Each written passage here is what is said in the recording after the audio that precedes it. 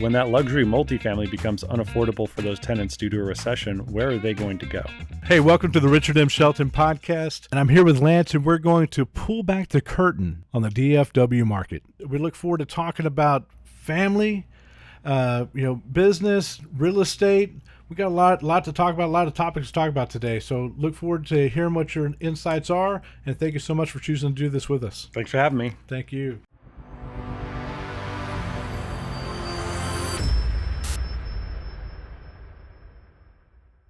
Hey, man, thank you so much for being here, man. How's it going? It's going great. Thanks for having me. Oh, I'm blessed to have you here. Tell us a little bit about yourself, man. What do you do?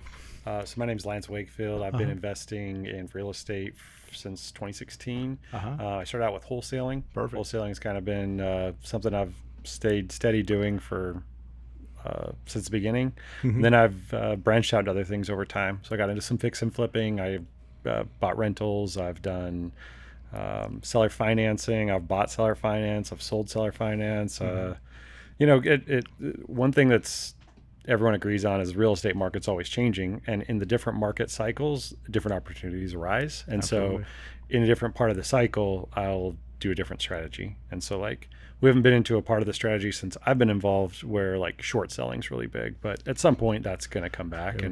When it does, probably do some of that too, you know? So it just depends what's available and what makes sense in the current market conditions. Absolutely, man. I 100% agree with you. Man, tell everybody here, how can they find you? If they're looking out for you, if they're looking for Lance, what's the best way to get in contact with you? So I'm on Instagram, Lance Wakefield _ is my handle, or I'm on TikTok. Same thing there, and Facebook. So you can find me on social media. It's probably the best way to track me down. And that's how most of people. Do you find social media gets you a lot of sources? I mean, it can. I haven't been really actively trying to engage with people who want to learn how to do real estate as much, and that's a lot of what reaches out when you're talking about this sort of stuff, as someone who's wants to get involved. Yes. I'm more interested in working with people who don't necessarily want to be involved in the operating part of real estate investing. They want to be involved in the part of investing in real estate investing. Yes. So, if somebody wants to put some money to work or something like that, I'm more interested in that conversation than the teach me how to go wholesale a deal conversation. Yes. Yeah. Wholesaling is, I don't know, for me, I never had a coach. I never had someone teach me how to do it. I listened to a bunch of Bigger Pockets podcasts, and then I just started sending out contracts and trying stuff, and basically figured out through School of Hard Knocks. And I think that's the best way to learn it, in my personal opinion. Well, baptism by fire. Yes, sir. Yeah, that's what I did. Yeah, I'm with you on that. I mean, that was basically how we started. I got into it. I was automotive field, hopped in, heard the buzzword. I'm like, okay, what is that? Looked at it, saw a podcast or YouTube for Max Maxwell, I think. And then I was like, okay, I'm an automotive. I run dealerships. This is pretty much the same idea, just a different product. Let's roll with it. And they're like, well, do you know what you're doing? Nope, I'm gonna figure it out. And it was, and then after maybe I didn't even take very long, maybe a year. I'm like, okay, I've been able to replace the income I had after a 25-year career, so we'll just keep on trucking. Yeah. And then, but yeah, it's certainly a lot of fun, man. I enjoy the real estate business. I enjoy the time I get to spend with my family and the ability I get to integrate them into the process, and then obviously raising capital is a super fun part of the deal too. When you're delivering a product that other people are inspired enough to say, hey, I believe in you, I believe in what you're doing, I'm going to help you get to the next level, and then help me receive those funds as well. So what parts of the business do you like the most? What is So right now my focus and what I'm trying to learn is more multifamily investing. Yes. So with the recent rate changes that have happened over the last 18 months or so, it's become very difficult to cash flow on a single family rental. Correct. You can find them, but it's it used to be that if I contracted 10 deals, and I'm talking, so let me give some parameters around what I'm about to say. So if I contracted 10 deals in the DFW general metro area and outlying areas, basically any of those deals that were sub 200,000 in total value after rehab, basically any one of those deals before March of 2022, I could keep in cash flow. Correct. I didn't even, it didn't have to be a great buy. It just had to be, 75% of ARV, and I had to hit my repair budget. And as soon as that was done, I could then turn it over to a bank, get a 20 or 30 year mortgage on it at 4 to 6%. Yes. And with all of those things in place, that would then cash flow. It might be $50 a month. It might be $250 a month. Some of them are $500 a month. Correct. But they'd all cash flow. Now, if I contracted 10 of those same deals, one might cash flow, and that might is going to be the $50 a month deal. Yeah, so it just it's become it's tightened so much, and it's stopped making sense to go after SF single family residence rental properties at this moment in time for my strategies. Absolutely. There's other guys who I think kick in, 1031 money or huge money into every down payment and they'll cash flow. Yeah. That's not my strategy. Yeah, so. I'm with you. I mean, the single families that we're picking up and we're keeping, we're running the same issue. It's getting a little bit tighter. And I mean, because the equity has really transferred from the buyer or the seller into the lender. Yeah. The Fed's making all the money. When I don't have it up now, but I kind of showed, for instance, I said, listen, if somebody's budgeted for a $2,500 payment in March of 2021, that $2,500 payment would have got them a $350,000 house on a 30-year mortgage at 2.5%.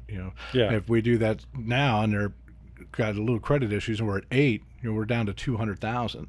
So it's 150,000's gone off the table for you and me, or you or me, and now straight to the bank. Yep. And so it makes it really tough to budget. And the majority of people are paycheck, their monthly income doesn't fluctuate very much, versus the investors or business people, maybe a penny or $1 million, but those guys, they're consistent on the income. I think that's something we have to really be aware as those rates going up. How do we put that to work? And you're going to the multifamily space, so you got larger capex but more compressed capex. You're going to have you're not having to fix 50 roofs. You're fixing 1 to maybe 12. It's, and so like in those spaces now, like I'm finding when I find these deals, we can, cash flow on these properties. Again, just a massive amount of that cash flow is still going to the Fed. At the same time, it still is cash flow positive. Yeah. And rates won't stay like this forever. Now, will they ever be 2.5 again? I don't know. I don't have a crystal ball. I don't need them to be 2.5 though, because the way I'm underwriting them, they're cash flowing at 8.5. And if I can get a loan at around 6, which I think 6 has kind of been the national average interest rate over the last 50 years. So around 6%, they cash flow great. And so I don't need, 2.5% to make it work. That type of multifamily investing is what has gotten a lot of multifamily investors into trouble, and a lot of other commercial investors into trouble, where they were counting on these low interest rates. They got 2-year bridge loans, and now we're coming up on those expiring, and it's going to be very interesting to see what happens over the next 24 months. Yes, I 100% agree. I mean, those are coming due. Those balloons are up, and I'm already starting to get some of those phone calls too, saying, "Hey, what do we do?" And I'm like, "Well, I'm going to help you out here, man." Yeah. But that creates opportunity for us. I mean, and I'm 100% with you, man. On that deal, if it's performing at 8.5%, and now it drops to 6, it's going to go better. Rates, the rents are going to continue to increase, so that's going to just improve what our cap rate is over time. So it just maintains cash flow positive. It's performing here, and it's only going to get better. We'll have the appreciation. We'll have to keep expenses in line, and rehabs down the road through the capital expenditures. But I think that business model is going to be a lot easier to maintain at scale than running 100 single family properties. Yeah. It's well, the reason it's working is because. If I go and buy, I'm curious for you right now, if you buy an SFR to rent out in DFW, what's the average cost of that door? Yeah, well, and DFW is not where I target my market. This is actually where I'm from. I'm from Fort Worth, but the majority of the stuff that I buy is down in the Coastal Bend area. So I'm looking for something that's typically going to be retail ready under about the 175. Yeah. But in that market, there's still properties that are pretty trash that we can buy for 40, 50, 60 grand, which isn't really the case up here. Yeah, it's very hard to find that here. Up here, but I buy only to flip. I don't keep any of the properties up here for rentals. And that's mainly because it's limited cash flow. I'm not going to make a lot of money on it. I can flip it pretty easy because the market's hot for sales. Yes. So it just becomes an ATM machine for me for the properties up here. I'll print out some money, we get it going, we got some good content, get some more deals. But for the stuff we maintain and keep in the portfolio, it's got to be. I want it to be better than a 1% rule. Yes. It's a prefer 1.5 to 2 with the rates being where they're at. It's got to it's got to perform. So that's you're exactly right, and I'm seeing the same thing. Yeah. And so when with the multifamilies that I've been buying, the lowest that we've paid is $39,000 a door. Yeah, which you can't buy at SFR, to your point, up here for $39,000. And if you can find one, then you find one. Yeah, I mean, this was a group of 24 of those at once, right? Correct. So it's like then that starts making a lot of sense to do 24 in one swing. At $40,000 a door. Yes, that's a fantastic deal. Yes, yeah. And so those those are what I'm looking for. And so that was our cheapest, but a lot of the deals that we're buying.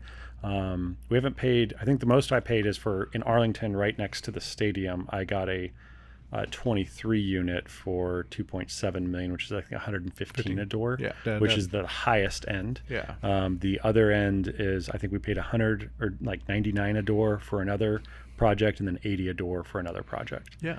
And it's like those numbers; those are very difficult to find for an SFR rental up here. And if you do find those numbers, typically they're in very rough areas or war zones, and then your management costs and your capex costs and your vacancy costs and all that go through the roof. So it's not a great outcome. It's hard to stabilize an asset when there's only one tenant. Yes, it's you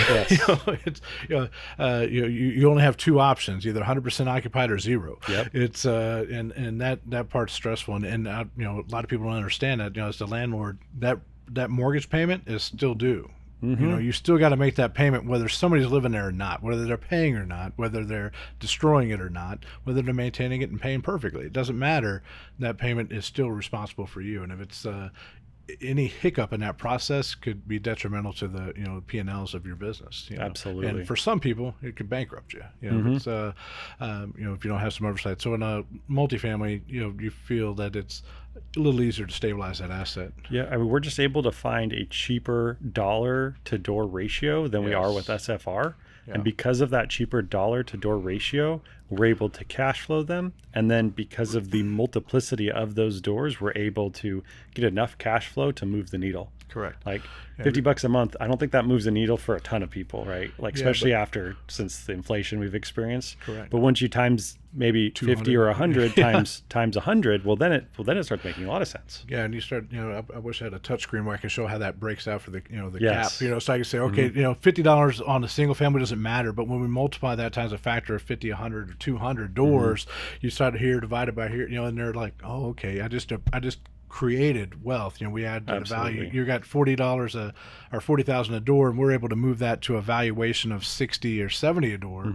Now, which isn't very hard to do, but just moving it up $100, $200 in a rents per door. Then when you go out and cash out we can do a cash out refi, pull out that equity out of that deal, pull that capital back into the company, go out and go buy something else. Exactly. As debt, not income, so it's not a taxable event. It's not a taxable event. It's there's a lot of strategies to go there, and with the rates higher, you're going to have some people that are going to be forced to sell. Pretty soon that weren't aware that or they just were over eager. I think trying to capitalize on something. They were making commitments, not thinking long term. They got themselves in a 5 or 10 year arm that's due at a 2 or 3% rate, 4% rate, and that's going to go up to whatever it is, 6, 7, 8%. It's depending on where we're at that time, or maybe even higher. So there's going to be some opportunities, I think, in those big spaces, and some of them are going to be some class AAA stuff. Yeah, we're not looking in that category. So where I'm mostly focused is I want to find, class D is not ideal, but maybe I'll look at it. Yeah. Class C, up to like a C plus asset. I'm looking for those assets, and then I'm looking at like taking that D asset and turning into like a C plus, Yes. or that C asset and turning into a B asset. So we want to improve those assets to the point where, because I do believe that, I mean, it's been a long time since we've had a real recession, right? I mean, 2008, 9, 10, 11, that was a long time ago. Correct. And we're kind of due. And I don't know when or whatever, but it'll come eventually. It's going to come. Yeah. And when it does, if it comes in 3 months or 3 years or 13 years, Correct. I know that those asset classes, they're always going to stay full. Like, you know, there's so much multifamily construction going on in DFW and around the country right now, but Correct. most of that construction is it's for luxury multifamily. Yeah. So when that luxury multifamily becomes unaffordable for those tenants due to a recession, where are they going to go?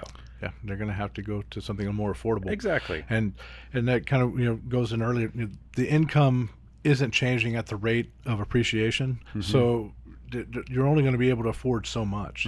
And at some point, you know, having a $4,000 rent is just not realistic for anybody. Nope. You know, but if you can get something that fits in line with the mathematics of what their household produces, and they're in a 1,500, 2,000, maybe 2,500 for some, you know, combined incomes, you're going to be able to maintain them. And if you're moving those D to C and the C to, you know, B properties, then you're going to create the appreciation, create the stabilization. You're making the premier product for that lower tenant class. We want the working class to always have somewhere clean, safe, and affordable to live. Absolutely. Like that's really what we're trying to produce and provide to people. Everybody's like, from my viewpoint, the most important thing that exists for humans is oxygen. Yeah. That's pretty free so far. No one's figured out how to really monetize that one yet. But when they will. They will someday. Next is water, right? Yeah. And then next and to that, making money on that. Yeah, they were making plenty of money on that. Next to that is actually, in my opinion, is sleep, right? Because you'll die you'll die of no sleep before you'll die of no food. You can live 30 days with no food. You can't go more than about a week without sleep before you'll die. So in order to have sleep, what do? You need a roof over your head. You need a bed. You need, ideally, right? Like you can sleep outside on the ground, and lots of people do it, unfortunately. But to have a good night's sleep and to be well rested and be able to produce in society, you need a bed. You need a roof over your head. Right. That's like the next most important thing, and then food and transportation. So it's like those are the things we need to provide, and I'm trying to stay in a zone that I know is safe despite recessions, despite whatever may come. We still need a working class in America. That's always going to exist. And if I could provide housing for them, and I feel really good about doing it because we're taking homes that are pretty, I won't say atrocious. Well, some of them are atrocious. Some of them are terrible to live in, and making them a good place to live. Correct. It's not a great place to live, but it's a good place to live. Somewhere you're not embarrassed to live, somewhere where there's not cockroaches climbing on you at night. That's nasty. You know, somewhere that's okay. And so that's what I'm trying to create, and that's what we're trying to do. And we feel like this is a good segment of the market at the moment for where we're at in the cycle. I think it's a fantastic segment, period. I mean, you know, we have that disparity between the rich and the poor grows a little bit more dramatic. You're going to have more people who are going to need to be in an affordable housing situation. You know, so being able to provide there and be in a place to continue to provide that, I think, is a great strategy that you have. You know, to keep building up. And then if you're delivering a premier product at that price point, then your vacancy rate's going to be as close to zero as possible. Your turnover is going to be low, and you're going to be able to be a little pickier with the tenants that you bring into your community because you are offering a higher end product. Absolutely. You know, so if you got the roaches on the wall, you get what the roaches on the wall collects. I mean, that's just the way it is. You know, if you want to give somebody a Class A treatment and charge them a Class B price, you get to be picky on who's in your community. Absolutely. You know, they're going to go and say, hey, I'd rather live here and I'll take care of it. You know, it's like on some of ours, we have some of that are on housing, and people are like, well, why do you want to cater to that? And I said, well, here's why. Is that these houses, my rehab after, you know, when I have to go back and fix it after they move out, is much less. You know, they end up taking better care of it, and I have less drama because they don't want to lose their housing rights. You're talking about Section 8, Yeah, right? Section 8, yeah. So the other interesting thing about that market segment is they also stay dramatically longer. Yes, Like I think the average Section 8 tenant stays for 7 years. Yeah. Versus an average SFR tenant that we get probably stays for, I'd say two and a half years, probably be our average, something around there. versus 7. I mean, that's triple the length, right? Correct. Like that's attractive for us as investors because turning it's stable, is very expensive. Yeah, it costs you're not collecting rents while they're gone. You're having to do rehab while it's there. There's and everybody that moves out, there's a lot of work that has to be done. It's just the way it is, and that's fine. But you have a delay, 30 days, 2 weeks, whatever it takes, maybe longer until you get somebody in there. So having a long-term tenant works out great. And the majority of the ones we've had on housing versus somebody at that same price point that they're paying, we have less drama, less issue. Yeah. Those are really the big things. They keep it cleaner and they're staying longer. There's a lot of benefits to helping out and staying in that range and just making a nice product. You fix it once, that's important for us on any of the rentals. I don't want to touch that house for the bones structure of it for 15 more years. Yeah, I want to just fix the electrical, do it right, fix the plumbing, fix the electrical. Let's get this roof right. Let's fix all the, put the right cabinets and put the granite counters. Equipment, don't be cheap, because they're not going to burn it with a pot. It's like it's or whatever. Put the stuff in there. They don't have to jack with it. I don't got to come back and refix it up. And then if something does happen, it's a per instance situation, not a continual. Let me go fix this every day make it my job every day. So it seems like you're kind of seeing a similar thing. You're just moving into a larger, multifamily space of it. Yeah, I'm trying to. I mean, the multifamily space is different. Oh yeah, we're doing it. Yeah. We're doing it right now, but it's different, and I'm getting used to it. There's also a lot more. I've just noticed there's a lot more sophistication in the seller, which is good and bad. Yes. It is good and bad. Part of the bad that I've noticed, though, is those sellers tend to be...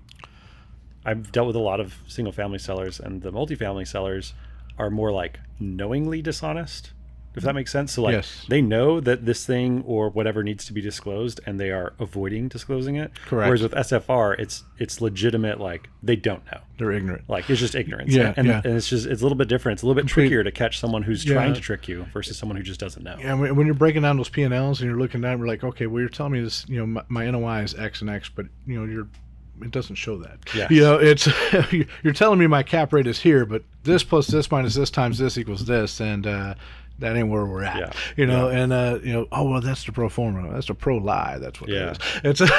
Everyone wants to sell on a pro forma. Yeah, it's can you make it perform on that? It's that's really where they are. And on the larger multifamily spend, I'd love to, if there's ever an opportunity we're looking to partner up or syndicate on something like that, I'd be happy to talk with you. So I've never done a syndication before. Yeah. Have you? Yeah. I haven't locked down and shut down the deals and done a whole single family myself, but I have done syndication deals through with other partners like Cardone Capital, and I don't know if I can say that or not, but it's don't sue me, Grant. But yeah, I'm on those kind of deals, and I've presented a lot of the multifamily deals through some different networking deals with them to help raise capital for other people. Yeah. And just saying, hey, I don't mind doing the sales pitch. Just hook me up with a percentage. And then raising the capital, you still end up with a small percentage. Like, y'all can give me 1% of the GP, and all I got to do is find you some money. Cool. It's so those work out great. But as far as me owning, I ain't got them. So that's why I'm open into moving into that space. We're with you on that. If that opportunity arises, I'm interested in doing that. But setting up on the syndication deal, setting up the investor portals, creating the deck page, getting everything put together. I enjoy that part of the business. It's I like the numbers signed, and I like tearing apart the financials and flipping through there and going, hey, that don't match. And they're like, oh yeah, but okay, well great. Now we both know. You don't have to say nothing else. So let's go out there and look at it. Let's go walk this property and go see what we can get going. And then those parts of the business are fun. The benefits with dealing with a sophisticated seller, I think, is that everybody knows what's up. You know what you're looking at. You understand what it is. They're going to try to get away with what they can, but they know what they're getting away with. Versus on to your point on the single families, they just know it's messed up. They don't know why. They don't know when it was last done. They don't know the roof was done at Harvey, and they don't know when it was done. But there was a hurricane. Okay, great, but don't know.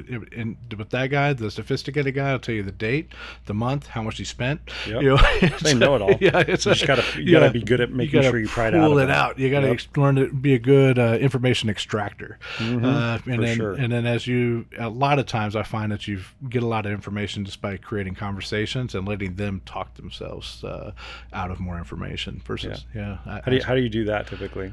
Well, I mean, it'll kind of depend on what what it is I'm trying to find out, So, I mean, sometimes it might be something like, would just be, hey, just having a general conversation. Hey, y'all are working on this, man. That looks pretty nice. What happened with the roofs up here? And then, oh man, and they'll start bragging. Okay, just let them talk. Don't interrupt them. Just let them keep saying their shit. And then and as they're talking, oh man, that makes sense. And then, man, I had a problem with it. Oh yeah, well let me tell you about this. And then they'll start talking about, and then they'll pause, and like as soon as that they go, fuck, then the light bulb off in their head, like, oh, that motherfucker, and then they'll start coughing up that information. They'll start, okay, well, yeah, I mean, we did it this way, but then we wanted to go with this style because it was a little bit cheaper, and that just didn't work out, and then, or maybe it did, or whatever the case is, and then they'll start sharing more information. And once they kind of know that you're catching them doing something, they'll start, okay, well, here's this, and here's this, and then, okay, well, what do you need to fix? Okay, and then once I get them where they're comfortable talking and sharing the information, then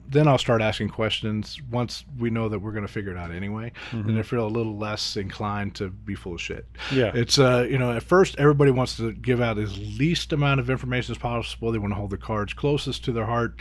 They don't want to share that information because, they want you to get the highest valuation possible. And they know that later in discoveries and due diligence phase that some of these things are going to come out and they're going to have to make concessions. But if you know all that in the beginning, then they're still going to go through that phase in the future, and then there's going to be more concessions. So they're trying to prevent that from happening.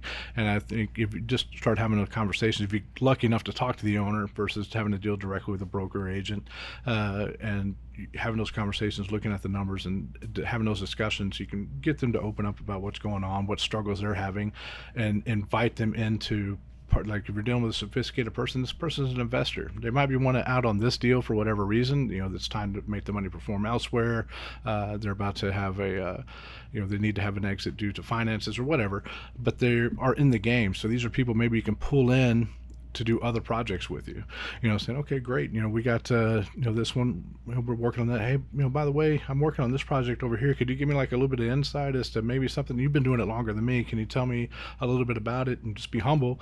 Oh yeah. I didn't know, help you solve this problem. But now you're creating a bond and creating a need for them to say, hey, let me give you a little more information about what you're getting into on mine, because I want you to partner up with me on this one too. And then they have the capital because you just put it in their hand. Totally. And so it's and they know the asset, and we got the next deal working, and now we had a new friendship, and then and turn those defensive mechanisms into an opportunity to create a bond and to create a friendship, so that I have a partner moving forward instead of an adversary in business. I don't need. I got plenty of damn adversaries, man.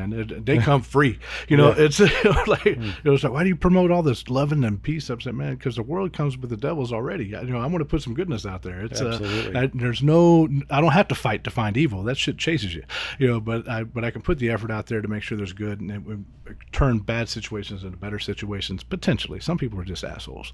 There's that too. There are those, but a lot of people are good people who just have learned to protect themselves, and once they feel safe, they're going to share more information, whether it's professional business or otherwise, in my opinion. Absolutely. Generally, people are good. Yeah, generally, most people of them, they want to do. They are. Generally, they're trying to scared. do good things, but it's they get greedy. They get scared. They get sad, they get defensive. I mean, all sorts of different things happen. Walking people off a ledge is always fun. It's whoa. So, I mean, what did you before you got into real estate? What was kind of? I mean, I got into real estate when I was 27. Okay. So before that, I was kind of like you. I was in the automotive world for a bit. Nice. And had some used car dealerships, some tote the note stuff going on. And, okay. Seller financed a lot of vehicles, and it's very similar economics. The big difference is that you're working with a depreciating asset, typically, versus an appreciating asset. Yes. The other big difference is lending and financing for real estate is much simpler. There's a lot better tools out there. It's been, people have been trying to figure out how to finance real estate for, hundreds of years, versus cars. The financing and the sophistication in the financing is it's just lacking in comparison to real estate. Okay. So overall, real estate's a much better asset class for me to be involved in. Yeah. Plus, the biggest part is just appreciation, and then also tax benefits. Like the tax benefits are incredible, and so between those two things, it makes a tremendous amount of sense to be in that asset class versus the automotive asset class. So I'm with you 100% on that, and I think one of the challenges to your point though is when in automotive, when as a GM of a dealer, you got multiple parts of the dealership that we're working. I got a finance department, a funding department, a title.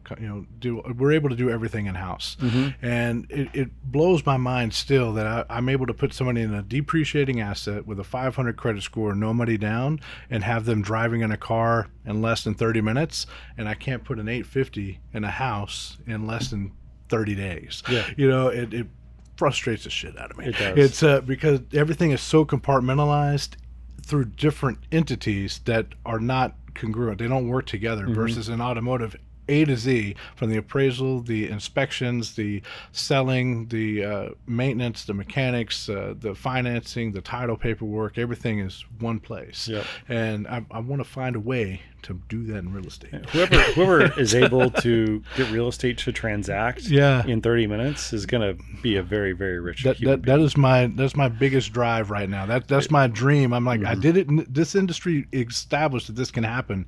I shouldn't be able to touch my thumb on a phone and spend $1,000 or buy a depreciating asset in 30 minutes and not be able to buy something with 20% down and good credit. It just makes sense. Yeah. Maybe to some degree clearing up those title issues, because I get a lot of affidavits of heirship signed dealing with. Well, you and I are out looking for those. Yeah. Let's be real. Most real estate is pretty clean. Yes. Overall, there's maybe a first and even a second mortgage on it, but that's it. Yeah. Give me some payoffs and let's roll. Yeah. It's not that tricky. What we're going after, the tricky stuff specifically because we can solve the tricky problems. Yes. We have the know-how, we have the money, and we're willing to write it out.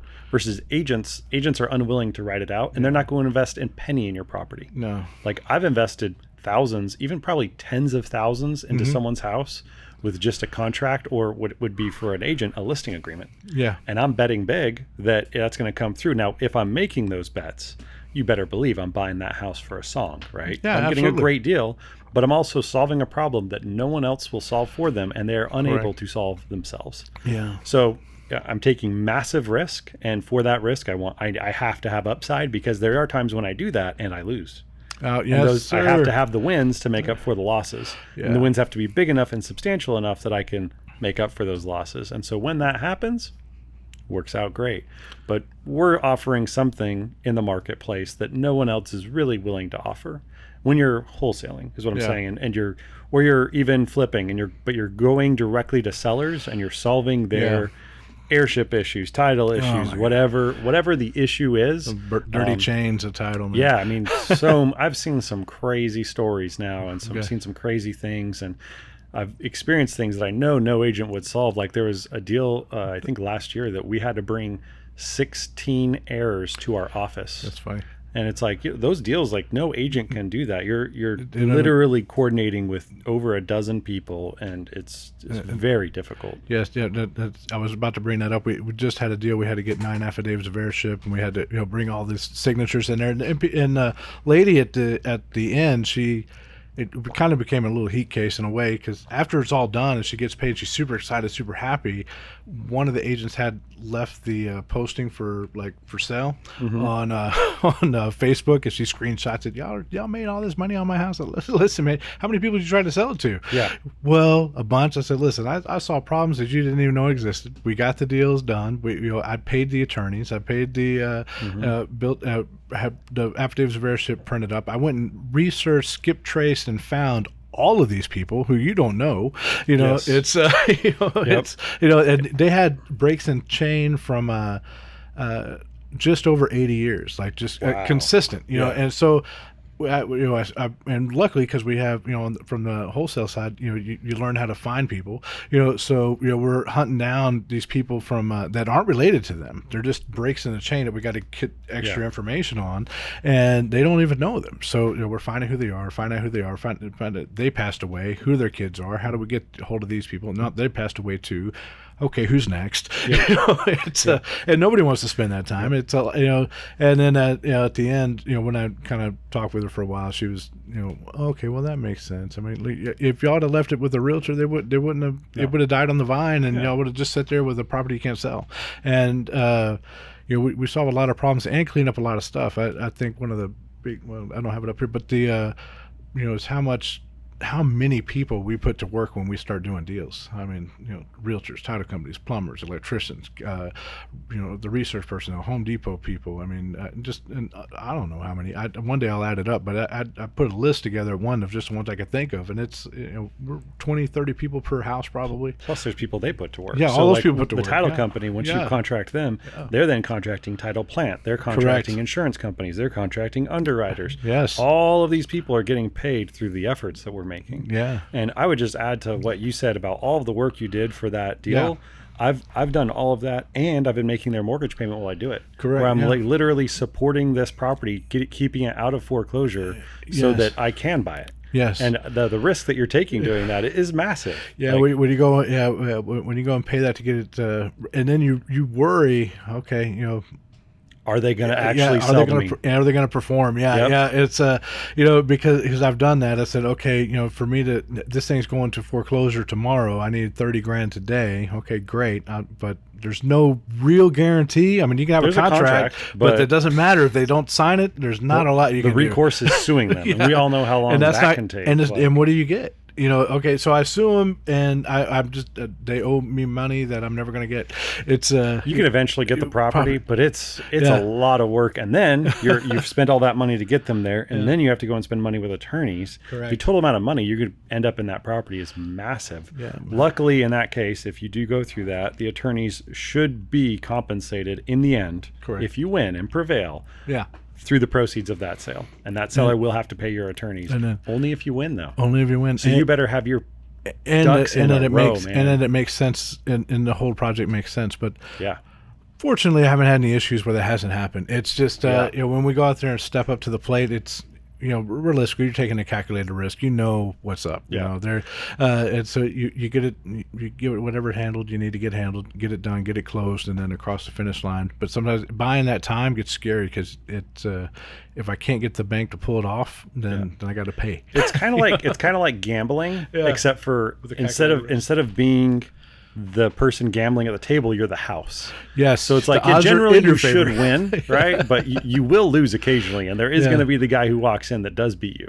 Yes. Doesn't happen all the time, but it does happen. Yeah, and to some degree, even though I'm pissed at the moment, I'm grateful for that lesson. So I figured, okay, now I know what to look for on that next time. Oh yeah. Yeah. Absolutely. Like okay, all right. I can't fix this right now for myself. I'm never going to be solving on this transaction, but the experience of this transaction will make me solving on many more. Yep. Yep.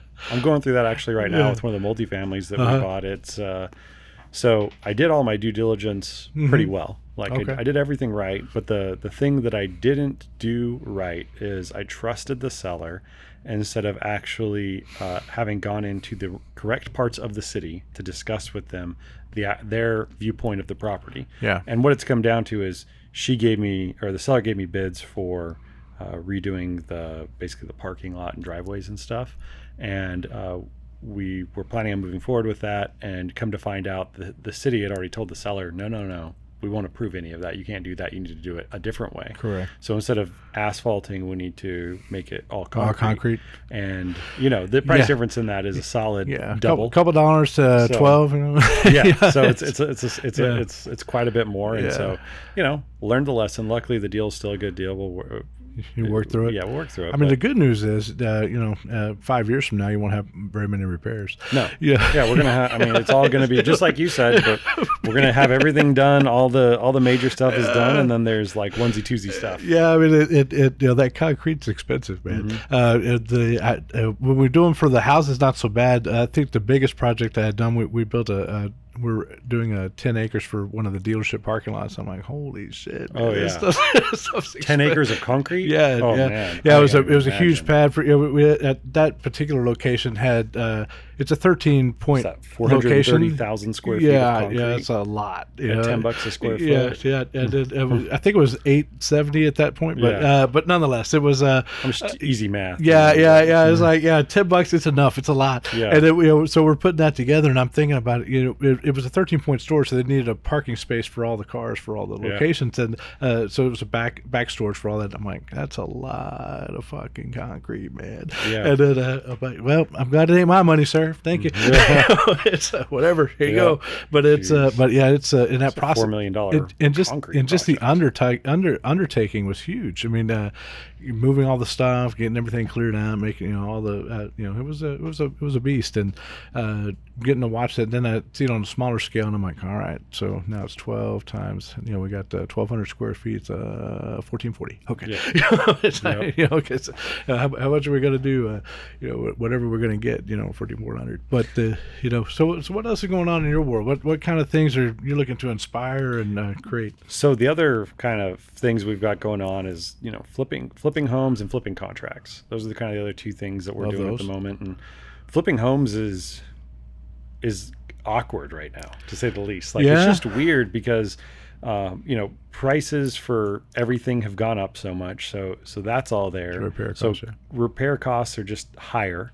And then with the interest rates being high, like you said, the market's still overall considered hot in DFW. Yeah. But it's not hot the way it was 2 years ago. It's hot like if you have a quality product, Yes. it will sell. So we're actually kind of realizing, well, not really, kind of realizing, we've realized that it's better to spend the extra money Absolutely. and do the work, go above and beyond from a quality standpoint in the work.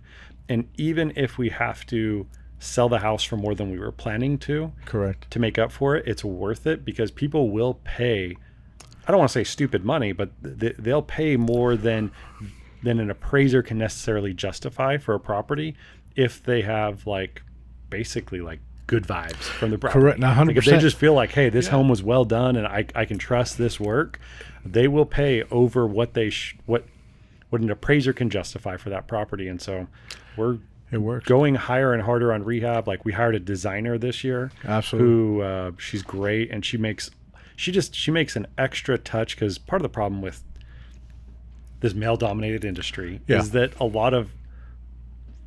there's some guys that are incredible designers, don't get me wrong, some are amazing. I'm not one of those. And a lot of guys that I see who flip homes aren't.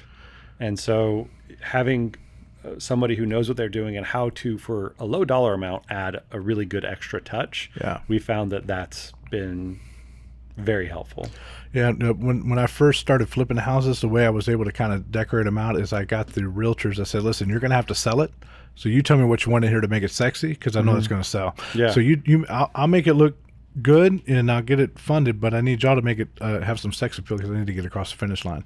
Yeah. And then they're like, well, that's kind of, you want to be a part of this project, you're going to list it, help me make it awesome. And then later, as we developed, got better relationships and did some things, then it became a little more patterned. But at first I'm like, this isn't my wheelhouse. My wheelhouse is numbers. It's I understand mathematics, not all the decorations. So y'all make it pretty, and you're the one who's ultimately going to sell it. But one thing I did tell him, I said, coming from the automotive world, I need to have the best, the nicest product at that price point, or I don't want to be a second option. I need them to walk in and have a wow and an immediate yes, not I need to think about it. Mm-hmm. So when they walk in, I need them to go, this is home, not we'll consider it. That's a no. I need it to be an immediate yes, because in this market, when the market was hot, it didn't matter. I put a product out there, I got 5 offers on it the same day. That's great. But in a real life market, other than that 1 or 2 years, that wasn't the case. So it needs time. It needs to be impulsive, and I need an impulse yes, not a maybe. And so we want to build a product to that level and still stay in a budget that makes it feasible. So that what I think that for us, and maybe it's the same for you, is that we don't if that product sits out too long, it loses interest, but it's just caused my carrying costs just eat up my profit. Absolutely. I'm worried about $3,000 worth of tile, but I'll spend in $7,000 for a fucking payment, like, every month. Like come on, man, we're focused on the wrong stuff. Let's get it done. Let's get it done right. Make it look great, and then let's get it sold immediately. It's that carrying cost going to eat it up. The time on market, all that happens is I'm just chewing away money anyway, and it amazes me how much people would give away money on paper, on a deal. It's a $400,000 house. Well, we dropped it down to $379. Well, we dropped it down to $350. Well, you just lost $50,000. You could have put $5,000 into it, made it look a little nicer. Spent $6, $7, $8,000. You could have spent $49,000 on more rehab and still came out better. Yep. It was. It's I think that as the market has some contraction, we need to make sure we're delivering those premier products at that price point as best you can, so that they move quicker and they have less issues when it comes to inspections, etc. Yeah. One of the big things that I feel like we have on our side is like a flipper is location. Yeah. Right? Like if you want to go, if you're a buyer that wants a home and you want to go new build, and let's say you work, just because we're in Dallas and I know Dallas well enough to explain this well. Let's say you want to live in Dallas. Yeah. Let's say you work in Dallas, but you want to buy a new home. Well, buying a new home, if you are in Dallas, it's hard to find a new home for under 7 figures in Dallas. Most of Dallas now. I mean, it's expensive. That's crazy. Right? So then you got to go to these new tract homes. You got to go out to like Prosper, Melissa, Anna, Forney. You're going out, and then you're also signing up at that time if you work in Dallas for an hour to an hour and a half commute each way every day. Yeah. We can find homes in this area and be competitive to those new home prices, although the overall style of the home is not going to be a new home style. It can have character, it can have the location, it can have these other things. And so we're trying to focus on that a little bit more. We used to just go for like, hey, whatever is a really good deal, we'll do. And now it's more like, well, what are the areas that people are really showing they want to live in? And let's go into those areas, let's market in those areas, let's find deals in those areas, and let's sell to people who want to live in those areas. And so that's kind of another like factor. We obviously, if it's a great deal, we'll take them where we can get them. Sure. But we used to do good deals, okay deals. We take them where we can get them. We're trying to avoid that now and just focus on deals in areas that we know that are hot. We know people want to live there. We know people are going there, and let's buy deals and do deals in those specific areas because we like them. Yeah, and I think that's very smart, because the market doesn't support buying an average deal and making it work, because it's not going to save you. The market's not in a place right now where it can save you from an average decision. It'll not at all. You know what I mean? Yeah. Now 2 years ago, the market would save you. So if you held a property too long and you screwed up on holding costs, like you said, it basically washed out. Yeah, like you all were the extra you paid every month in interest didn't matter. The market would just make up for it for you. Correct, but that's stabilized gone. now. That's gone, and now it's going the other way. So it's so now you have to be smart with where you put them. Like for ours, we don't typically back out of anything, but we'll try to wholesale out what I don't want to rehab, and then the ones obviously we want to rehab, we just pull them out immediately. But on the other ones, we'll end up wholetailing the ones that I don't want to spend the energy on because I don't think they're going to be super hot, and I'll just put it out there and let it roll. But the ones that have a good location or maybe an aesthetic I just want to mess with, I think I can pull out, or just the mathematics are just insane, then I'll go ahead and say, okay, we're going to drop money and make this work and then make it go. And I've started putting the ones I like to keep on the higher end are the ones that we convert to Airbnbs, all my big houses and $1 million. Well, in Corpus, $1 million is we're oceanfront property. Over in Dallas, that's not the case, but $1 million properties in Corpus is that's still something. Most of the homes over there are under 250 probably, and so many are still under 100,000. There's lots of rough places, but that are livable homes under 100K. So so we get out there and make some of these higher end products, and they look good. Put them, to Airbnb to look sexy, to look great, or make them for the rentals. We make those perform. But if I want to try to retail out of that thing, I need it to be in a place that is going to sell. I need a zip code where people have credit. Yeah, I need a zip code where it's close to their work, and then and we can get something to go. Because there's some parts of my community, and I'm certain here, that it doesn't matter I can't sell it to them. I'm going to have to owner finance it. That's just how it's going to go. And we've done many, but it's not my preferred. That's a lot of my money out there. Yep. So it's I don't love that aspect. When you seller finance, do you get another note on it, or do you collateralize a note, or no? I mean, most of those you don't own them cash though. Yeah. But those kind of houses, yeah. If I own them cash, we just buy them out. I just pay it off and then seller finance it. So now some of them I get lucky. I buy it $30,000, put $10,000 in it, get $50,000 down, sell it for $100,000. That's awesome, and I lay down an obvious deal, but that's not normal, But they do happen, But almost all the owner finance, I have no back end money on them, so they're just I'll pay it off. If I had debt on it, say it's I'm in it for 120, they got like $35,000 down. I'm like, all right, so I'll stroke the check, pay off the debt, and then take their money and then just put it to work. And I mean, to benefit to the bank. I mean, when the first note I did, 6% was super high. It was, they're like, well, that's ridiculous. The rates are too. Well, okay, then go get it from the bank. Well, they told me no. Okay, then sorry. Then refinance it whenever you want. I don't care. But now, 12%. They're like, thanks. It's thank you, because the other guy was 15. Okay, I don't know about that guy. But so we end up making out the money, and of course, I'm in it for 120, but maybe I'm selling it for 200. I got $35,000 down. We're doing 12%. Most, I shouldn't say most, but a handful of them have paid off within 2-3 years anyway. They're just refinancing to get the better terms once they get their stuff. And in my area, where I find the biggest help is doing the nationals from different places in Mexico or Argentina or whatever. There's a huge community. They haven't got stabilized yet, so they kind of do an owner finance thing. But as soon as they get their socials and all their paperwork together, boom, they pay you right off, and they're happy to go. And you go back to the house, you're like, well, can I buy it back? Because that looks nice. Yeah, they do fantastic things. So those have worked out really well for us in that market. That's what I was doing here in Dallas back in like 2020. We did a lot of that where we'd seller finance, and it was mostly to Hispanics, and it was great. I mean, we liked it, they liked it, and now they love us because they bought homes at 2020 prices, and it's 2023, and we all know what's happened between now and then. Yeah, they got huge appreciation. They're super happy, and their referrals are insane. Plus their rates were fixed, so we have fixed rates. Most of them are in the 9s on their interest, which from today's rates is not bad. No, it's not bad at all. I mean, you got somebody with average credit, 8%.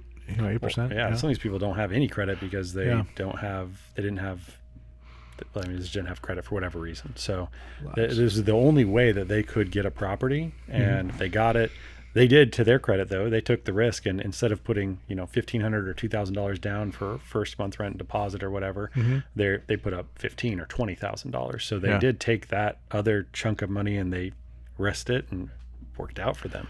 But seller financing property, I mean, if I could pick a way to invest for the rest of my life, that'd probably be it, because it is the easiest. I mean, it's literally what the banks do, right? It's as easy as it gets, and it's mailbox money. No one ever calls you to fix anything.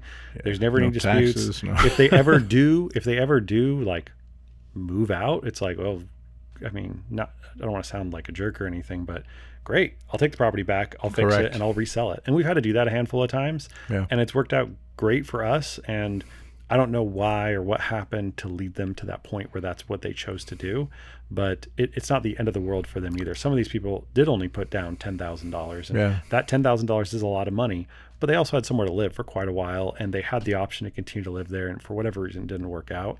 This has only happened out of probably, I don't know, nearly 50 that I've done. I think we've taken 2 or 3 back. It doesn't happen a lot.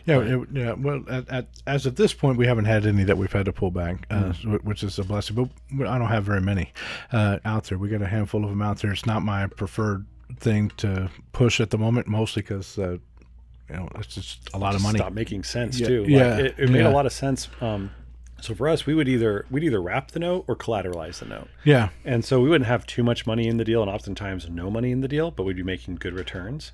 You ever sell them back on like paper stack or something? So I have sold paper too. Yeah. And I've bought paper too. So yeah, I like all these. That's a different little thing. Yeah, it's a different thing. But I like to. You can buy some good. I like buying the non-performing. Yeah, those second position ones you can buy for 2, 3, 4, 5 cents on the dollar. Like, 10 grand. I'll give you $100.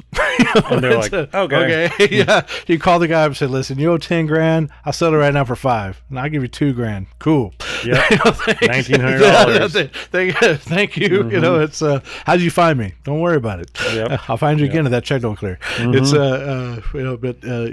those I like. I don't really talk about that side of the business too much too. No, that's such a unique side, and it's such a niche that most people don't really even know about, but that niche is also what created 2008. Just at a massive level of retrading debt, and so it is something to be aware of. But it does exist, and there's opportunity. Oh yeah, it's good. It's good opportunities there, and realistically, it clears off the books of another company, whatever their situation is, and then you're able to solve title problems in the future for whoever you're helping. Go from a $10,000 debt or whatever I said earlier, to a $2,000 solution. So it's good for them too. So it creates a lot of value for everybody involved, and you make a little bit of money in the process. So that's if you got a little capital, look at that. It's just like the other stuff we were talking about, though. It's like you'll have those wins, but there's going to be 30 other notes you're never going to collect a penny on. You're never going to get nothing. So you're going to lose out on all those. But that one, if each one of those notes was say $30 or $50 or whatever, you can lose on all those and just make money on one out of every so many. But you're still going to have your hook in each one of those addresses. Yep. It's eventually just a little. Have you ever gotten paid out on like a memorandum of interest or something like that? I don't typically file too many memorandums on the wholesale contract stuff. And mostly I think it's just the mindset of, if you don't want to do business with me, then let's just not do business. The only time that I have, which I did get paid, was when somebody tried to skate around me on a deal, and I knew about it. And then at that point, I went and filed it because I had an open contract, and then I did get paid on it, and that guy was pissed. And then I've had other deals that I've tried to buy where people put the memorandum post-mortem or whatever, but the contract's already over. They couldn't perform. Then they go ahead and slap the memorandum on there, which gets filed, and then we ended up having to go to court to get it removed, and their hope was that we would be deterred in doing business on that deal. And I'm like, nah, I got lots of time, and I'm good. We'll just hang it out. Let me explain what a memorandum of interest is. So when you contract a property, that's like a legally binding contract. So when you put a memorandum of interest on a property, it's typically when someone breaches that contract. Correct. You file the contract on the county records as it's like a type of lien or a way to cloud property, so that someone can't resell that property without dealing with that memo.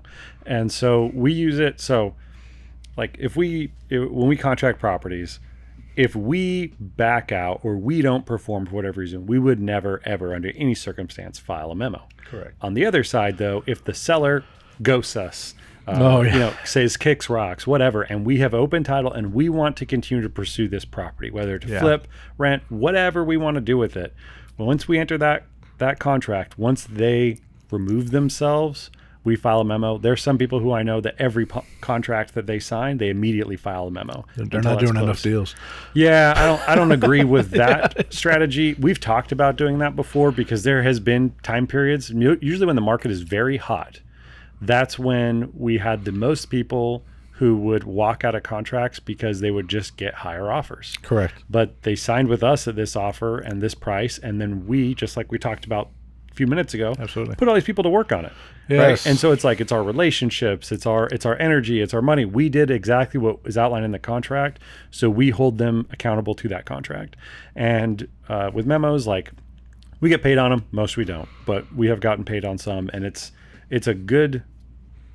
I feel like it's a good practice because it holds people accountable and honest to what they said they're going to do. Correct. At the same time, it is probably not their favorite thing to pay us when in their eyes we didn't do anything, right? All we did was agree to buy the property from them and then didn't perform, but usually it's always because they didn't allow us to perform. So that's when we file them. But that's another interesting area. I've even heard of people selling their memos and stuff. All sorts of weird stuff. I'm flipping memos. That'll be the 2024 hustle. I'm sure someone will get really into it, but I've heard of people doing all sorts of weird stuff. Flipping memos with Lance and Richard. It's tonight at 9. It's I don't know. I haven't ever thought about flipping a memo, but I guess you could. It is a big part of it. We run into them every once in a while where we have to deal with them, but I don't typically end up doing them on my side, mostly because I just if I guess just I don't know. I don't feel like maybe I messed up something in the process or we didn't push hard enough, and I just keep it going. If I got a lot of time invested in the contract, then I'm going to be a little more frustrated. Yeah. But also kind of time out what the process is, where they're at, so that we're disclosing stuff as it's necessary, and we get less time for them to back out because we're constantly feeding them up. Hey, I need this. Where do you got this? Do you have this? Do you have this? Do you have this? Okay, great. Can you come up here? The title company has some documents they need from you real quick. Okay, great. What's that? Boom. Okay, here's your check. Oh man, you sold it. And then you're done. But yeah, I mean that may be something that ends up popping up when the economy gets hot again. In volume, man. When we're like, there's been times where we've had over 100 properties under contract at one time, and when you have a high volume, it's just there's more people. There's more going on, and basically you have to figure out a system to deal with every problem that pops up. Correct. So one of the problems that frequently pops up is sellers disappearing. And so it's like, well, rather than beat our heads into the wall trying to get a hold of them, we'll just file the memo and they'll contact us. Yeah. And they do. They usually like we've had that bring properties back in that had gone out months, even years later. We've also had just payments come in from it. And so it's something that we have done, and I'm not like, hey, this is the ultimate business hack right here. Yeah. This is how you make it. Like, it's just an interesting thing that fell into kind of the note category there. But the only other thing we're doing right now is wholesaling homes and trying to find these motivated sellers, and the motivations have changed over the past particularly the past year. We've noticed that there's a lot of there's always that older demographic that's a great demographic to buy from, particularly when their cost basis is a tenth of what it is now. Sure. They're more willing to let a property go because they spent $20,000 or $30,000 or $50,000 on a home that we're offering them cash as is $200,000-$300,000 for. Correct. And they're like, I'm the greatest investor in the world. And we're like, yes, you are. Let's do this deal. So there's that demographic, but we've also noticed that there's other people who are motivated for other reasons, like adjustable rate mortgages are starting to happen again, where it's like, oh, my payment is going to go from $1,400 to $2,400, and I can't afford it. Yeah. So will you buy this house from me? Yeah, sure. Yeah, those sort of circumstances that I have never heard are now coming up for the first time. That I think that's happened since 2007, 8. Yeah. So. Some new motivations that we're seeing. What about you? Have you seen any new motivations coming up for people? I mean, the most of the motivations that we run into are the pretty typical ones. They're behind on liens. They have unwanted inheritance of some sort. Behind on the mortgage. The mortgage is becoming I'm getting more of those calls. Not so much that their arms up, but that their income is not matching, or the taxes have gone up too high and they can't afford it. I mean, I'm empathetic, but to some people, $100 a month is life changing. That's it. That's the line that they can't afford that difference on, and so we're able to put those deals together, and then they go from something that was super stressful to now they got some money in their pocket and then go find something that's more sustainable for their situation. But we've seen a lot of those. I don't know. I'm sure it was this way up here, but the property taxes went up significantly the last 2 years. Yes. And that impacted a lot of people. Some of them weren't we're having problems with their mortgages. They're, of course they're escrowing those in, and they can't afford those payments. As far as adjustable rates, I haven't had any of those that I could think of right now where that's been the real deciding factor, that they're having to go that way. But I do imagine on the multifamily that we're going to start running into that pretty soon, because I know those deals, because I've been a part of many of those underwritings. Mm-hmm. It's those are coming. That's a reckoning that's coming. It's so I look for. Well, I shouldn't say I look forward to it, but I understand it's coming, and I'm ready for it to be our turn. It's But I mean, the motivations are pretty consistent, and the space that I usually work in, they can't handle it. Taxes gone up too high. The city's imposed too many liens, and they're threatening to take it. And the thing's on auction on Tuesday, and it's Monday. Can you close? It's that now. What I have, and maybe this will be a little helpful to some people, is building up relationships with different title companies. Is been able to pick up a lot of deals through them that fail to perform. That they're going, whether it's retail or a wholesale or whatever, and they're saying, okay, this seller's hounding my phone all fucking day trying to get their money, and we can't get a hold of the guy from Florida who contracted them, 6 months ago. So it's contract expired, the deal's dead. So can you help this person? I'm like, well, how much is it? Okay, cool, let's roll, and I'll just buy it and put it in the portfolio or whatever. Or one of the uglier ones that we had, this was more of a, I guess, kind of a retail deal, but they had we're supposed to close at like 5:00, so the guy's coming in to close. Well, this person had just signed for another property earlier that, just from timing, that he was going to close this, but in order for that deal to fund, it had to, the second part, the house he had to sell, so he had to show proof that this house is closed, and that didn't happen. So he signs for a house, can't sell, because later in that day he's going to go buy, sell his house is what he's expecting to happen. He's thinking he's just doing 2 closings in one day, and then that didn't happen. I got the call from the title company, and she goes, hey, he's open to something. But he's got to sell his house like now. And I said, okay, so it's 5:00. So what does he want? So I called him up and I said, listen, I can do this number. I don't know where you're at on it, and I don't want to know. I can do this. If this works for you, great. If not, I understand. But I can do it for you immediately. And they go, well, we would like this other number, and I go, I can't do it, but I can have the money there at 9:00 in the morning, and we'll roll it up. They already got my docs; they're ready to go. They'll fund it, and you'll have your deal be funded by noon. And he's like, hangs up, calls back. Okay, so I went there in the morning, drop here's your check, here's your done. Then I call back to the bank, hey, give me my money. It's wow, like, that's awesome. It was like super early. Like I was 5:00, 9:00. I'm in. This is what I can do, and I just bought it based on math. This is what it looks like it should be worth. I hope it works out. I feel like it's a retail deal. It's probably pretty safe. I just did 70% of that and said, I'll write you a check for this. If you're good with it, let's roll. And then, it was basically what the math I used at that time. I didn't see it. I respect that. Yeah, that's a baller move. I've never heard of anybody doing that. It's like, let's fucking awesome. Roll, baby. And then we pick it, lock it up, walk in.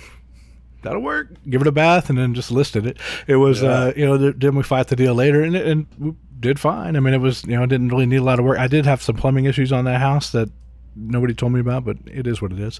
It was, I was expecting a little bit worse, to be honest, but I think the comfort level I had is it was more of a retail transaction, not a wholesale deal. And that particular deal, so I'm like, the house is probably pretty solid-ish. Yeah. It's already been inspected, it's already been appraised, it's already been all this other shit, so let's just move on it. But we locked that up. I said, okay, I'll get the money there. They already have all my stuff, so let's just go. And I think that building relationships, with those people to make sure that you're the person they call when there's a problem is also important.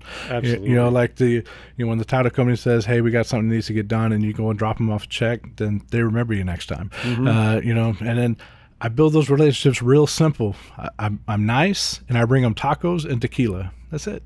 And checks. And apparently. checks. Yeah, well, yeah, checks. I mean, you got to be able to perform. But but yeah, I mean, that's, but I stay in their eyes by just, tacos and tequila give me a lot of favor. I bet they you, do. You know, like, here's a bottle of this. I ain't drinking it, but y'all love it. Cool. And then I know y'all like tacos because I like them too. And then go bring them every once in a while, and then they'll call. And we got a fairly good relationship with about 5 of the title companies in that area that are all local. And I get calls from all those guys. So, I mean, it's one source that is probably a non-traditional source that the relationships matter. Yeah. You know, and you know, they call for various reasons, but that particular one, it was you know, that guy's kind of in a shitty situation. I mean, he's expecting his deal to fund it. You know, he just signed on this new house he just had built, and then now it's dead, you know. Oh man, that kind of stuff happens all the time. Yeah, it's too. like, all the time. and I'm like, that sucks, you know. Yeah. You know, and but we were able to get it done. We got it across the finish line real fast, and it happened to have the capital on hand to move forward, and That's awesome. it worked. You know,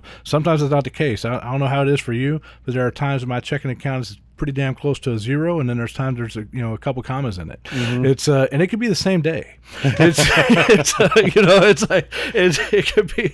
It's you know, there I think I had done one deal, and I had to like borrow. I think it was like $5,300 just to have enough money to close it. I was like, hey, this is 500 something. I don't got it. I need $5,300. I got to close it right now. Okay, there we go. So we get it, and then we catch up with the lending later to get my money back. But but sometimes you got to perform now. I don't have time to wait for the bank to catch up. And doing these, and that's what I like about the wholesale deals is that's my ATM machine. You know, I go there and I rack up the cash, stack it, and then put it to work on the flips and the acquisitions, or the long-term acquisitions, because you need that capital to perform fast. It's and access our lender. The fastest I can get a deal done through my hard money lender is about maybe the same day if I'm lucky, but usually about 24 to 48 hours. Yeah, usually a day or two. Yeah, it's usually the fastest. And if I don't put pressure on them, it's going to take 7 to 10 days. But if I swear up and down that they're leaving to go to Mexico for life, then they'll get it done for me in 2 days. You know, but lending is. I mean, it's hard to get stuff done quicker than 2 days, and that's only once you've got an established relationship with them. They know you're like. That's the only way that's ever getting done. Usually, you're looking at several, like you said, 7 to 10 days. Yes, 7 to 10 days is pretty normal, and then it's and I don't mind with because the other stuff of the process has to get done anyway. They got to clear the title and do all the other stuff. But if it's there's sometimes that's not an option. You got to get it done now. You know, not tomorrow. So what else what else on your mind? Man, we got about 5 minutes. The only other thing that I guess is that I've been kind of trying to figure out here is just how to take.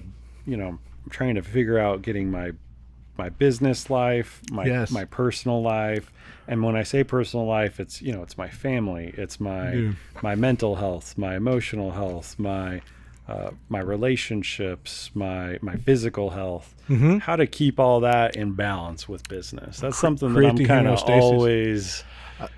Things are always teetering back and forth. I'm 100% with you. You know, you can't tell, but if you dig in, if you find me on Insta or Facebook or whatnot, when I was at the dealership, my schedule was pretty regimented, so I was pretty steady at the gym consistently. So I was working out 5 days a week. I was doing a lot of obstacle course races and a lot of things like that to stay engaged. Well, when I had gotten sick towards the end of in 2018, and they told me, hey, don't go to the gym for like 90 days, and then but then you'll be good. And I said, because I had 2 pulmonary embolisms, that started 2 blood clots in my lungs, and they said, we just want to make sure it's cleared before you start shaking shit around a lot. Yeah, it makes sense. And I'm like, okay, cool. Never went back for like fucking years. And then recently I started looking around, I'm on socials, and I started becoming out into the media world, and I'm like, motherfucker, I'm fucking fat. Like it's like and then they're like, you can't say that. Yes, I can, because I know what I look like before, and I don't look like that now. When I do my selfies panoramic, there's a problem. And so they're like, well, you're lighthearted about it. That's because I know I can get back to where I was. I know the process. I just hadn't been disciplined. I let it go. And then but in regards to that, I mean health is tough, man. You get distracted, you get busy, you start doing things, and then with family, what I ended up doing is I said, okay, the one thing I love about this business is I'm able to grab my kids and go and say, hey, y'all are going to come with me. We're going to go look at some houses. We're going to go look at a project. We're going to go check on a rehab. We're going to go clean the Airbnb. We're going to go fix the leaking, whatever the heck is going on, under the sink, and then engaging them in it. And then they whine and they cry and they fit and they throw little temper tantrums sometimes. But then while we're there, we're laughing and having fun and learn how to do something. I don't want to do that. I'm going to play my game. I can do this. I need that. Okay, great. And then all of a sudden, they're like, oh, well, how does that work? How do I do this? And then, you start putting them on the gram or something. Now they feel famous. Yeah. But integrating them into the work process has really, really made a huge improvement in our relationship. Because when I was working at dealerships, that wasn't an option. I was in a box from X to X time. And when I got into real estate, I felt really blessed that once I figured out it's okay to bring them along, and actually at first when it's like wholesale deals and it's just me looking at the property and I got my, oh yeah, 14, we're just looking for a house we can fix and make work, and they're like, oh okay, it really helped out a lot. And are your kids in homeschool or? Two of them are, okay. But all the rest of them, they're in regular school. How many kids do you have? I have five. Yeah. Okay. So I have three that are blood, two that are adopted. Okay. And then so when we integrate in, and when they're out of school, I mean, it's not, it may not be on a Wednesday at noon, but I look at projects after 4, going, I still have stuff to go do on the weekends. They got things that they can be engaged in. So come with me. Come look. Let's go look at these deals. Let's. Usually it's maintenance or looking at stuff, but sometimes they'll walk properties with me when we're making offers, and they'll just listen. Mm-hmm. And then they'll take pictures, and sometimes they'll be good little spies. They'll go listen to what other people are talking about. It's like but hey, that guy said you're that. I probably am, but I'm a polite one. Yeah. It's so we'll go and take they'll take pictures with their phone. So I started integrating them into the business, and then that's allowed me to have more time to spend with them, and then show them what it is I'm doing all day. Because in their mind, prior to that, I'm just a bank. Mm. I'm the guy who shows up, gives mom a 10-minute break, and then and then say silly jokes and watch TV with them, and then that's the end of it. And the one who every time they need something, they need a ride somewhere or money or funds, usually money, that's who they come to for me. They hurt their arm, they go to mom. They did something that I didn't really like that. It was like, well, why don't you depend on me to support you in the other ways? Well, they don't know me that way. Mm-hmm. And so I was like, well, that's not good. So let's fix that. So I think for me, that way was integrating them into the business where I'm still able to do, but then they're also doing it with me, and they can see what their dad does every day, and that it's not incredibly hard, but it does require a plan and a focus and a strategy, and that it is attainable for them, and it's something they can learn on. And now they can fix a leaky faucet, or paint something, or whatever, put some caulk on the crack or whatever it is. They get to be a part of that. They can hear a negotiation, whether it's a good one or a bad one, I don't know. Sometimes I do both. Yeah. So it's it's like I like to think I'm pretty good, but every once in a while I'm like, man, that was stupid. What did I say that for? Yeah. It's but I guess that's part of the process. But they get to hear all these different aspects, and then they'll come up with me to my office, and my office is like, I have a good sized office where all of the personnel are, but my personal office is maybe half the size of this, and it's basically just a little mini studio that I set up to do Skype deals with like Grant and whatnot. But they're seeing me, type in the social medias and program this and upload these videos and get all these things going, so they get to see the digital aspect and program the AI to deal with their inbound leads, or all these different facets. And I think integrating them in there, they're like, man, this dude does a lot of shit. Versus their mindset before is he's just gone all day and then comes home and gives us money. Mm-hmm. It was like the only life that you had for him. So for me anyway, and I don't know for you, but just integrating them into my day-to-day life really helped us connect. And then I end up doing weird stuff with them too. Like one of them likes to do like card games, like Pokemon and these other cards. So now I'm playing these games. I'm like, man, I don't know how this works. I don't understand what the hell's going on, but you just tell me what to put and I'll put it. But to them, it's like, hey, my dad's hanging out doing things I like, to me, I'm like, I don't know what I'm doing. But that would be my insight on that. But for what's worked for me recently, because that was not something I took any heart in up until I got into real estate, which is another reason why I like the real estate. It gave me the time to integrate them into my life. Yeah, and it's so the thing that's cool about real estate is I feel like it is easier for a child to understand it because you can see it, you can touch it, you can see the changes in it. Yes. Versus if you're managing a stock portfolio, what are you going to show them? Yeah, here's some numbers in a thing. Yeah, you like Apple? Well, we have Apple stock, so here's the line that bounces. Yeah, they don't get it. But when it's a house or apartment or whatever it might be, it's physical, it's there, they can go see it. Correct. They can see it before, during, and after. So I have 4 kids, and I just had my 11-year-old actually this summer. Nice. I made her audit all the leases for a multifamily we were buying. I built a little spreadsheet, and I was like, this number on this spot in the lease goes here. This number goes here. This date goes, and she did perfect. She nailed it. Great. And I'm like, okay, she can actually start doing things that are helpful now. So yeah, like you, I'm trying to figure out how to balance all of that. And that's one of those things that's always changing because your kids are growing, their needs are changing. Correct. Your business is changing and evolving, and your involvement in it is always changing. And so as those things shift and change, it's like you've got to figure out how to rebalance everything. And it's this thing I kind of find myself looking at pretty regularly now, okay, well, what do I have to do? How do I balance this? And then how do I also be there for the kids? And then it's a lot. It's a lot, but if it was easy, then you wouldn't feel the appreciation when you do it. Absolutely. It's it only matters to you because it's challenging. If it was easy peasy, you wouldn't care. Maybe so 100%. So you're gonna find it, you're gonna figure it out, and then you're gonna mess up sometimes. You're gonna do awesome others, and the kids need to see that too. They need to see that it's okay to not be perfect, and they need to see that it's okay to kick ass sometimes too. They really do it. Sometimes it's your job to dominate. It's your duty to kick ass. Absolutely. And then other times you have to be humble and say, you know what? I fucked up. It's the last thing that I'm kind of like. So I actually on my podcast a little while ago, I interviewed a guy that part of what he does is he got a behavioral he got a degree where he's able to profile criminals very well. And I asked him, and thing he's focused on is catching pedophiles. Okay. Which noble cause, right? So talking to him, I asked him, I'm like, what's like the biggest motivator for a pedophile to pick that kid? Like, why do they choose this child? Yeah. And what he said was fascinating, surprising, and like kind of put some extra weight on my shoulders. He said, the father in the home.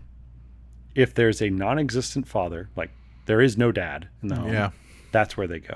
If the dad exists but is not present, that's where they go. Yeah. They go for where there's a weak or non-existent father figure. And I'm like, okay, that sounds like that's my job. That is 100% my job. And I think that's probably another conversation that's super important to have.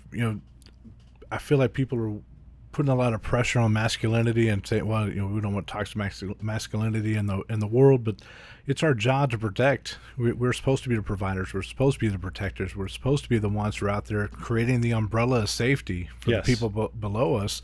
And in turn, for providing that level of safety, they help support and make sure that we're where we need to be able to provide better for them. Yep. But when we distract ourselves with either work or whatever our addiction of choice may be, or maybe whatever it is, and we're not that person, then we're cheating them out of what they deserve. We're not able to provide that, and it gets really, really hard for them to achieve where they're supposed to be, because not only are they trying to achieve their goals and what they're designed to do, now they're trying to do our job to protect themselves and not focusing on what they're designed to do. And I think it's a hard thing to do. People don't want to hear it. The man has a role. He has a job he's supposed to do in the household, and it's not And it's not an easy job, but it's a necessary part. It's the same as the mothers. I need somebody to provide a boundary, to set conditions, to help us develop and become the best people we can be, and provide a safety net and a protective measure. And I also need somebody to teach me how to care, be supportive, learn how to get the hearts and minds in line. There's so you need the unit, and Yep. I hate seeing that dissolve. Everywhere. The family unit's Yeah. probably the best, Yeah. the best unit that can Yeah. exist to raise children. Yeah. A solid mother and a solid father. And at the end of the day, toxic people exist, masculine or feminine. Correct. And if you don't have a strong masculine figure in your life who, by virtue of being a human being, will carry some toxic traits with them. Of course. Because we are all a little toxic sometimes. I don't know if anybody else is aware of that, but Yeah, everyone has some issues. you If you figured out how to be perfect, hit us up. Let us know how, let us because know. we haven't figured it. No one's figured it out yet that I know. I think it's necessary a little Yeah. bit. Every once in a while, you just got to kick someone's ass. Yeah, You know, that's part of it. So at the end of the day, like, the toxicity and the evil is going to exist out there. Correct. We have to figure out how to be strong, shield. masculine men without, hopefully, the toxicity part Correct. too much in our lives. And so learning all that and how to, not only like the concept that needs to exist, which I'm now very aware of, but Yeah. how do I become that? It's kind of like, how to become the sword and the shield, and not the demon. yep. It's And it's a fine line. it's It tough. is a very fine line, because you can be that most of the time, but if you step into that toxic side too heavily, too often, Yeah. you're not what they like. It's not the right thing either. It's No, it's a very fine line to walk. You're just constantly bouncing, trying to figure out. I need to be strong enough, but not overbearing. I need to be kind enough, but not Yep. too forgiving. And I think that's super important. So I'm glad we were able to get that in. So anything new future happening on the horizons for you? Man, the big focus right now is I'm trying to, just like you, get consistent with my podcast. And Yeah. so my podcast is the Pursuit of Prosperity. We're just, I know a lot about real estate, so we talk real estate a lot, but I also talk to people who have nothing to do with real estate and just who have found a certain way to prosper in their lives, whatever it may be. I mean, because everyone wants more prosperity in their lives. Absolutely. And so we're trying to find people who have found unique ways to do that, and then talk with them to learn how they've done it. And what's the name of that podcast again? Pursuit of Prosperity. Pursuit of Prosperity. So make sure you find them. All right, man, Lance, you got any questions for me? No, man, thank you so much. Man, It's been great talking to you. Thank you. It's Appreciate great it. meeting you. Thank you guys for being here at the Richard M. Shelton podcast for No Excuse Real Estate. We'd love you being here. Want you guys to check out, if you have any questions, come to my socials. You can go to my website, RichardMShelton.com. Find Instagram, Facebook, TikTok, Twitter, the new X, whatever you need. Come see me. We're here to help.